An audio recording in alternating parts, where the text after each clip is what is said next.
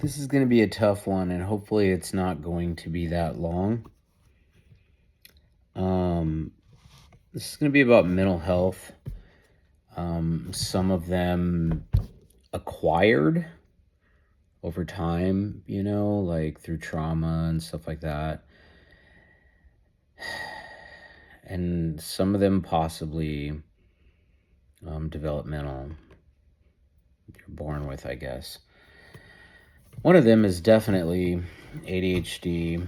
Me being a 90s kid, meaning, I was a teenager. I'm a millennial, elder millennial, if you will. And I was diagnosed with ADHD, or I think ADD and then ADHD. It's there's no ADD now. It's just ADHD. But I think I was both. I don't fucking remember. It's been a long time. Hell, I was even diagnosed like bipolar at one point. Not correction. I was given bipolar medication like Depakote, even though I'm not bipolar. Over the years, I've had a lot of traumatic experiences, partly being homeless, being in and out of jail, sexual violence,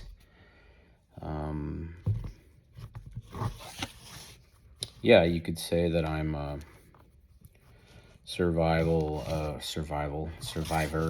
of sexual violence and trauma through the family and things that have happened to me, partly because of witnessing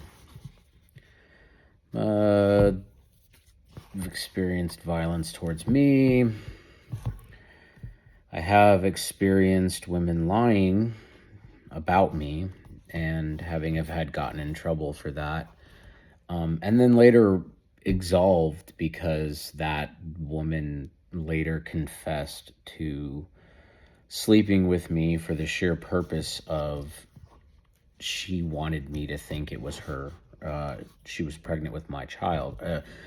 She wanted me to think that she was pregnant with my child because the guy who got her pregnant, her, at the time boyfriend, and this is when I was 18, homeless teenager. But nonetheless, the teenage shelter that I was in took her side even after she knew. This is just one experience, and this kind of traumatized me through the years because after I went into the military and got betrayed by the military, and then I ended up getting medically discharged due to physical and mental health issues that I did receive in the military, but due to my history, it exacerbated a lot of things that I was learning to deal with, and in a lot of ways was able to deal with, and had in some ways moved on from, but then, but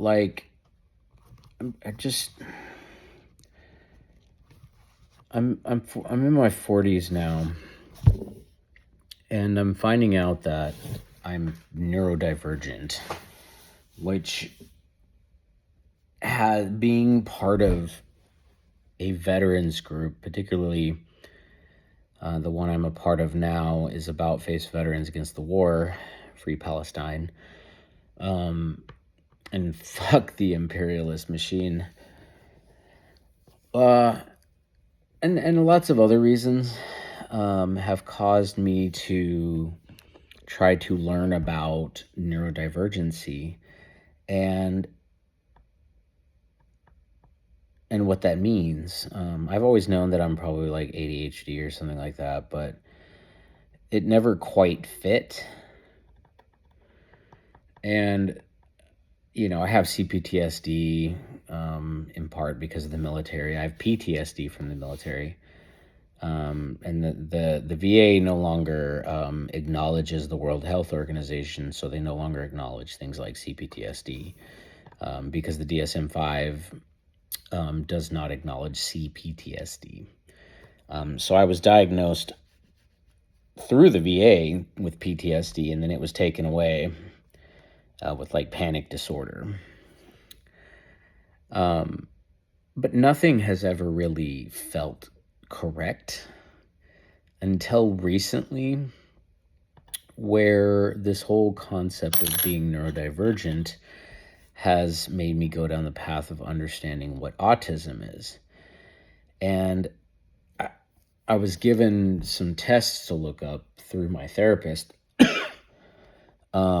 civilian therapist, but contract through the VA. I don't like working with VA therapists. So, excuse me.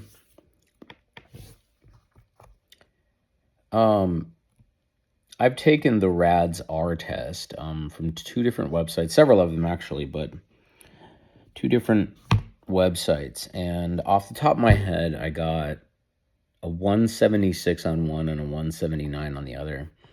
That is well beyond the threshold of, like, it doesn't say if you have autism. What that means is that based on your score, you won.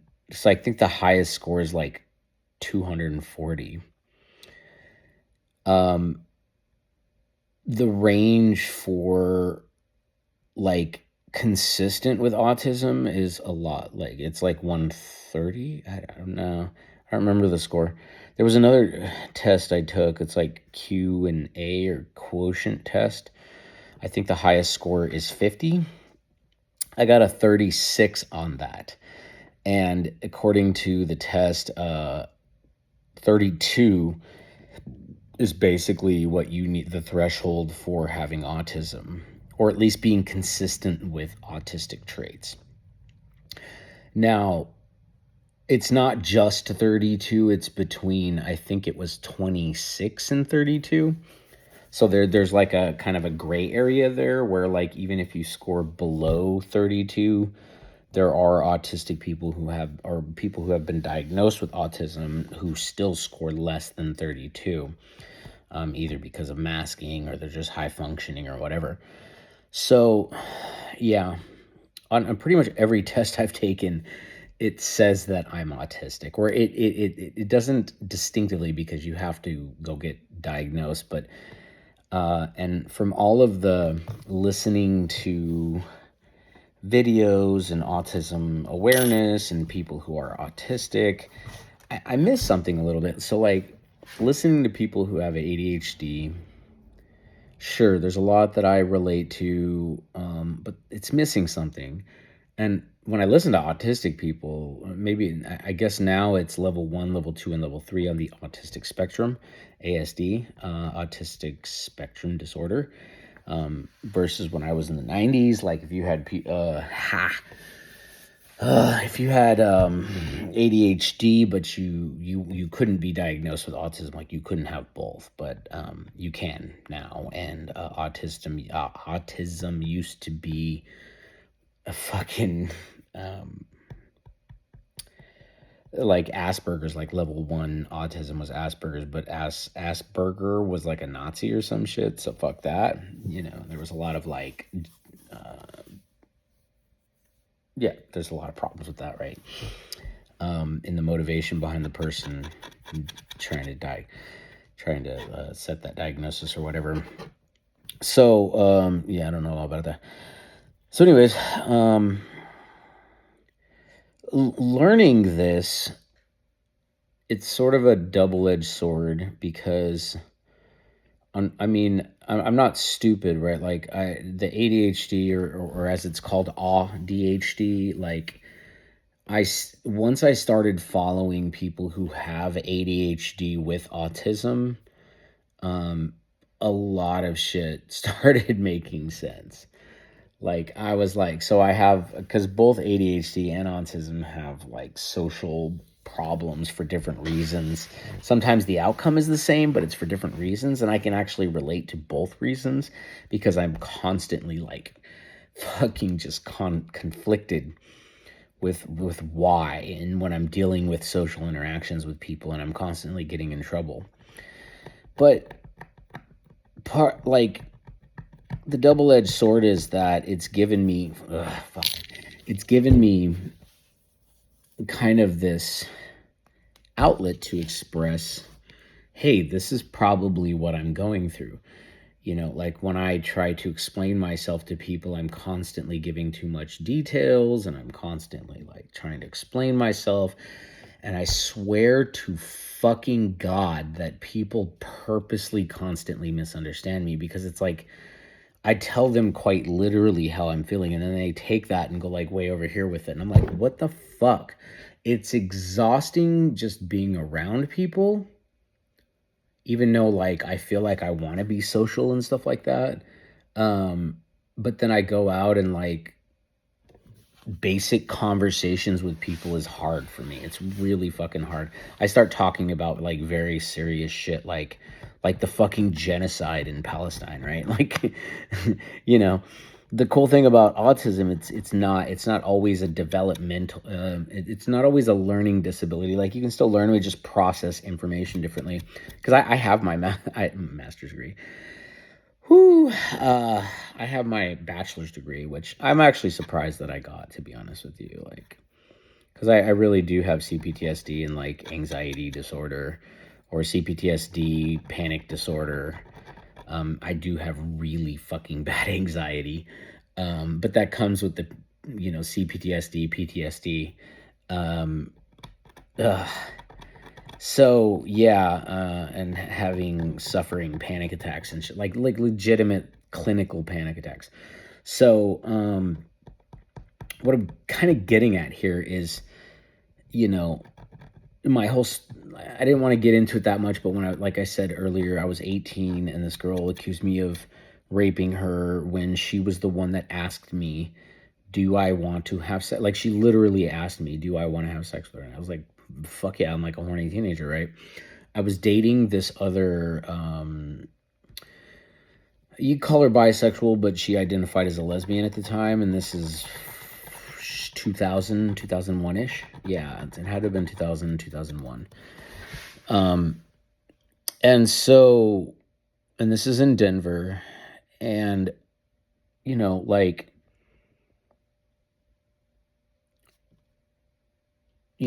she, after we had sex, she said, "Okay, you're my boyfriend." And I was like, "Yeah, no, I'm already dating someone. So like, if you want to be part of our relationship, that's fine." Cause she actually likes women, and she got really mad at me that I didn't want to be her boyfriend. I mean, I wasn't close to the idea, but I was still dating somebody else.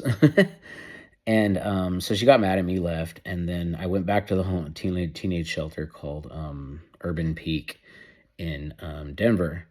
It used to be over by, I think, Acoma Street is what it was called. But, fuck.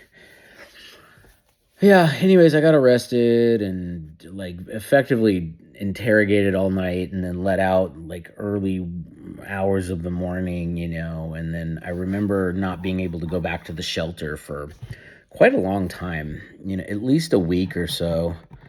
I feel like it was at least a few weeks. But my ex-girlfriend wanted to beat the shit out of her because she knew that she was lying, because word gets around the street, right? Like, the funny thing, not the funny thing, haha, but the funny thing, like, after the fact is, like, she admitted to the shelter, I guess the police also, after they did a rape kit on her, because they found out she was, like, 3 months pregnant or something like that.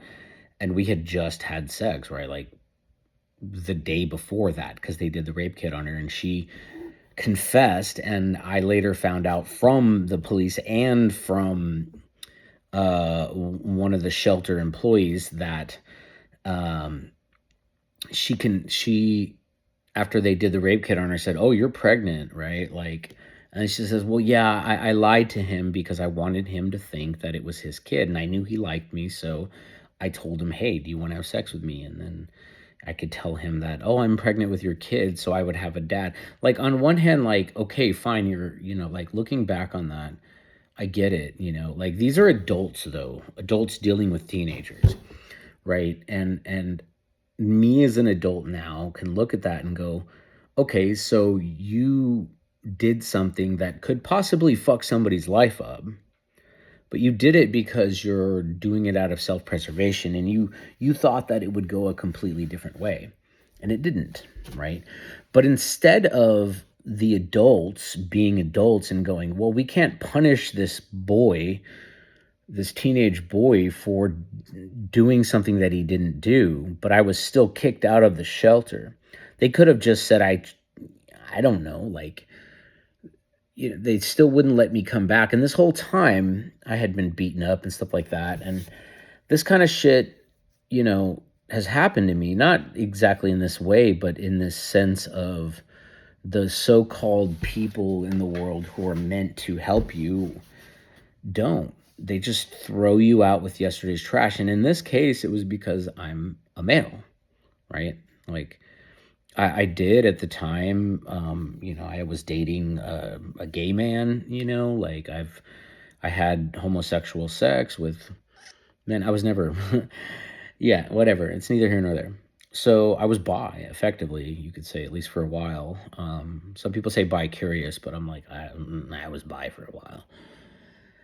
And so, like, I can look back on that and say, because of my male, this is not me saying that men are discriminated against as a group, right? This is me saying that sometimes men can be discriminated, or I should say males be discriminated against as individuals, right? Like, I'm not, again, I've learned a lot.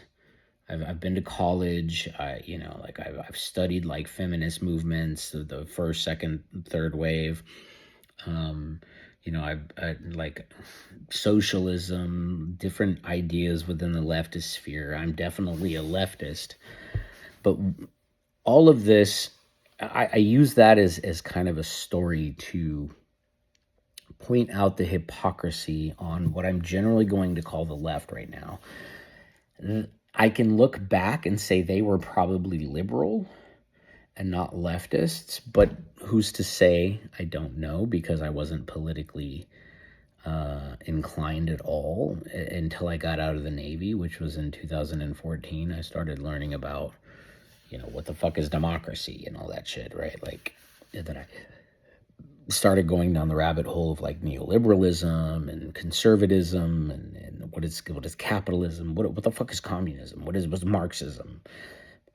Leninism, Maoism, anarchism and Bakunin and fucking Emma Goldman and Rosa Luxemburg and the fucking Black Panthers and the Green Berets, the fucking Brown Berets. And I mean, I learned a little bit about the Brown Berets when I lived in San Diego because I'm a Chicano. So, like, my point with all this is I have a lot of problems with people. And I think a lot of times when I have problems with people, and this is a general statement here, but this is my experience, okay? They treat me like I'm just some white guy, right? And what I've found, especially in like when I first started in college in Greeley, I ended up getting kicked out of that school because I was quite literally discriminated against there. And the way that I see it is that I guess they saw me as just some white man who couldn't shut up, like who was opinionated, and so they treated me like some white man who hasn't done the work, right? Like, I am Hispanic, and I am, it turns out that I'm Irish, I'm Sephardic Jew from Spain, I'm fucking gypsy from Hungary or Romani.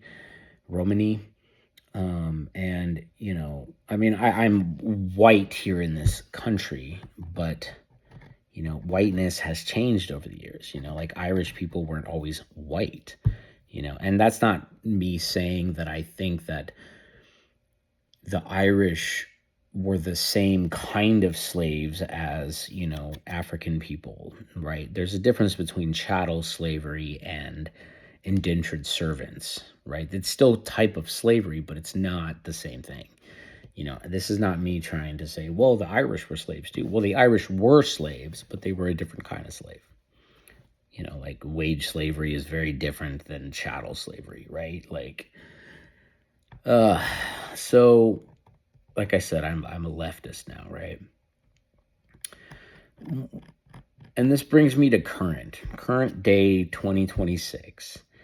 And I find myself having problems with feminists and queer people because anytime that I have an issue when it comes to communication, it's the same old song and dance. It's just that I have some words for it now. And it turns out that me oversharing and trying to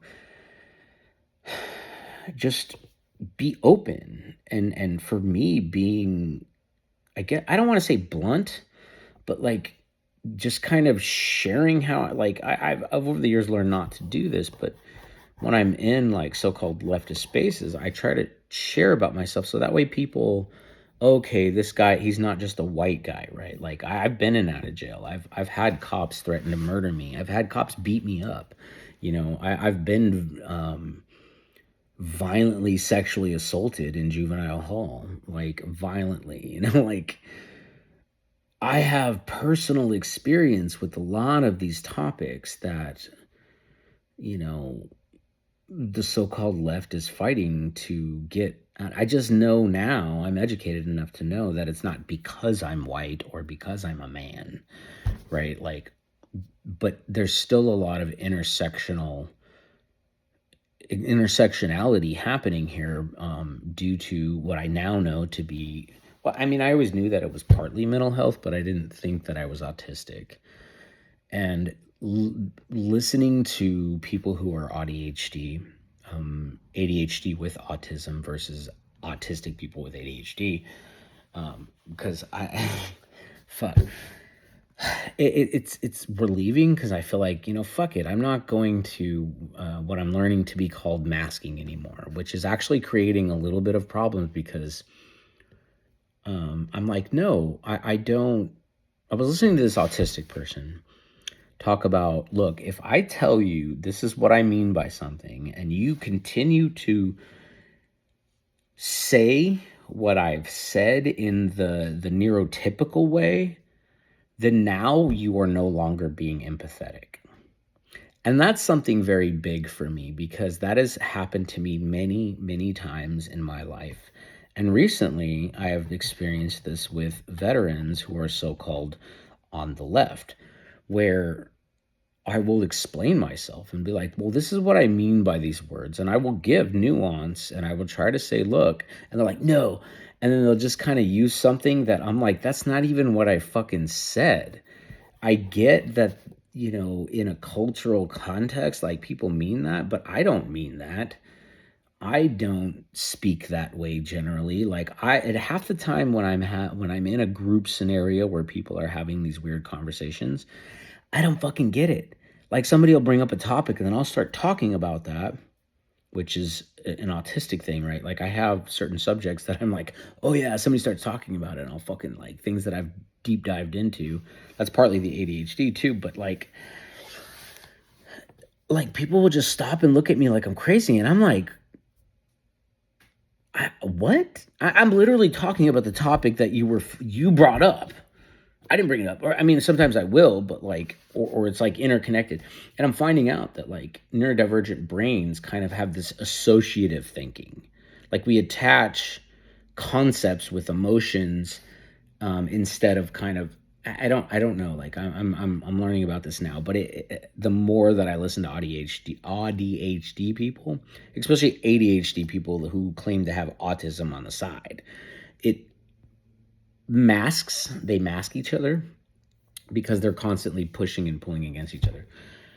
And so it sort of angers me too, because now I know that like this whole time when I'm like, sure, maybe I have done something socially wrong or I said something that was out of place or I overstepped my boundaries. But the way that I used to look at it was like, did I objectively do something wrong to this person? And most of the time the answer is no. And I'm like, okay, well, I'll give in some because I feel like if I share some of myself, then that person will feel more comfortable because they're like, here's this person. It turns out that's a fucking neurodivergent thing. Oversharing, it's also a trauma thing too. And so none of it matters. Nobody gives a shit and I just will never pick up on those social cues because my brain just doesn't function that way. And it turns out that like this whole time when I felt like something was wrong, but I couldn't quite put my finger on it, that like, no, I haven't done anything wrong. I may have overstepped my boundaries. It's not to say that like I don't have a lot of learning to do and that I can't be an asshole or something like that. Like, yeah, sure. Right? Like we're human here and I've got a lot of learning to do because I have trauma and I've grown up in abuse and been violated and fucking just punched in the face, like literally just sitting on the street and just somebody just beats the shit out of you. Like I don't think a lot of people know what that feels like to have the living shit beat out of you on many occasions, just simply for just fucking existing, and it turns out that that is also probably something that happens to neurodivergent people. They tend to get abused more, and even by people who are well-meaning, like emotionally and mentally, because they end up throwing you into this camp as if you're doing some sort of social thing that is natural for them. And I don't get it. And I find myself constantly in these fucking situations, and it's like, yeah, well, it makes me a little angrier because what it means is that it's not to say that these people that I'm having problems with don't have empathy, but it means my form of empathy is trying to share and like, look, this is just who I am. I've been through abuse, so I'm one of you, like, and they don't see it that way. They see it as like some sort of manipulative tactic, I guess. I don't know. I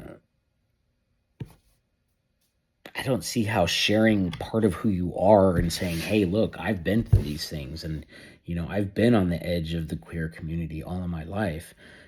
Like I've been in right-wing circles because I was in the military. And after I came out of the military, you got a lot of these like men's rights activists kind of saying, oh, women lie too. Well, yeah, they do. Like, we're fucking human. Of course women lie. And then you got the feminists going, believe all women. And I'm like, being raised by a woman, and coming from an abusive home and an abusive father, like, like I think that's something that the left, especially some feminists, right, have an issue with, is acknowledging that women can be abusive and women do lie, right? But hey, I'm on board with dismantling the patriarchy. Let's do that. But let's not put women in charge who are just redirecting that toxicity that they're fitting into. Like, we need to heal the community and lead from that healing. Like, I've always known that, but if you mention that in feminist circles, like, again, it just reverts to me back being this white man, and it's consistently taken wrong. And I'm like, I'm just saying that we all suffer from trauma. We are all being oppressed by, patriarchy and fucking capitalism and shit like that. Yes, if I act normal in society and I dress normal, I get the benefit of the doubt, right? Like, those are some of the benefits, like the benefit of the doubt with my skin color, like, and my outwardly facing gender, if you will. As long as I'm, dressing like a normal white guy, if you will. And even though I'm not white, like, I'm Hispanic, I'm Jewish, I'm fucking, gypsy. And I don't know, sometimes I wonder if that generational trauma is embedded in your DNA. And I think to some extent on a scientific level, I guess you could say, I think it is, because like when you have generational trauma, your what is that called? Some sort of chemical imbalance, like you're born, like I'm autistic, right? Like I'm definitely ADHD or whatever, like, and it causes us to do more drugs or whatever. So, like, it affects your DNA, cortisol levels, those kinds of things. And they found, like, in the Black community, like, constant microaggressions in society just pushing you down and being born into poverty and it being so much harder to get out of that, like, causes you to be more short and violent and stuff like that. And so from a neurodivergent perspective, it's like, it's exhausting for me to try to be normal with people. Whether that's autism and ADHD or whether it's CPTSD, dysthymia. I think dysthymia is no longer a thing, but I was diagnosed with dysthymic disorder at one point, which kind of makes sense. And like I said, a lot of these diagnoses that I've had over the years kind of make sense, but the meds have never quite done it right. And then listening to ADHD people, ADHD with autism in my case, and again, I've scored high on the tests, consistent. You have like consistent with autism, and then you have like predominant with autism. I'm scoring in the range of predominant. I'm above the consistent level. But it doesn't mean that I have autism. It just means that I'm like I align with a lot of what autism is. So effectively, I'm autistic either way. Whether I'm actual autistic or effectively autistic, I don't know. I'm still debating on whether I should fucking get a diagnosis or not. But yeah, masking, I guess, is exhausting. And it's exhausting trying to explain myself to people who seemingly don't give a shit at the end of the day. Because they just see, from my opinion, like at the end of the day, it's sort of like I get drowned out by what they see on the surface as this argumentative white man. And I used to think that I was argumentative, which, yeah, sure, but I don't see argumentative as a bad thing. I see it as like, oh, I'm presenting an argument. I'm presenting my point of view. Let's hash it out. And I mean, I've had friends who understand that, and I'm a better person because of it, because I've changed a lot of my point of views.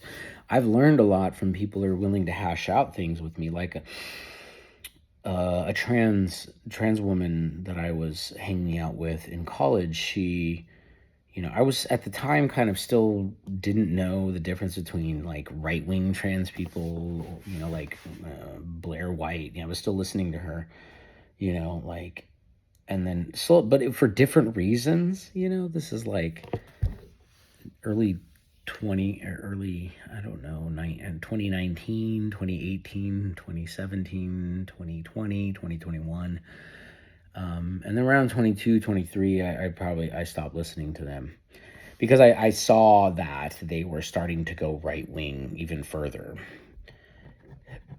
People like that, they take things that are wrong with the left and just kind of run with it, right? But anyways, that after that trans person, my trans friend, she had told me to fuck off, right? Because I said something that offended her.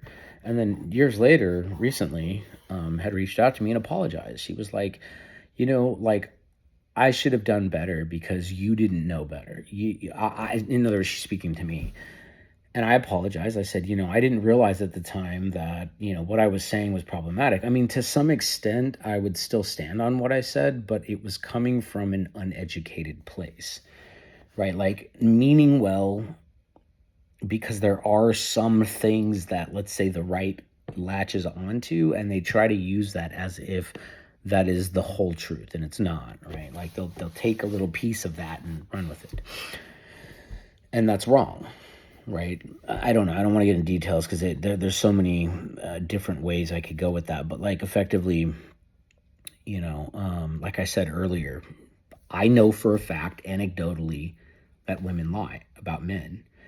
Does that statistically mean that women lie about men when it comes to, grape or, SA or anything? No. Like, I know how men are. Like, I've had to deal with some of that trauma myself, how patriarchy and toxic masculinity teaches us to be aggressive and take what you want. Like, to be honest with you, some of the better relationships and some of the best fucking sex I've had with some women that I've dated is because I was kind of a little bit of a toxic asshole, and once I started being like emotional and kind of open and trying to share that, like, that those relationships fell apart because I was no longer kind of being someone that I didn't really want to be, like, I mean, that's a deep rabbit hole to kind of go down, but like, the why, it's but I do know for a fact that women can be abusive. Like, I've experienced that myself, but it's not to say that, like, we should have a system where, women and even men who have experienced, SA and, grape, should have justice. Absolutely. That is a very sad, it's horrible, right? It's horrible what people like that have to go through. Yeah, I say on a statistical level, it's definitely, problematic. But that doesn't mean no women lie. Like, I don't, that thing to me is like the slogan, the Me Too movement was like, believe all women. And I'm like, I have an issue with that.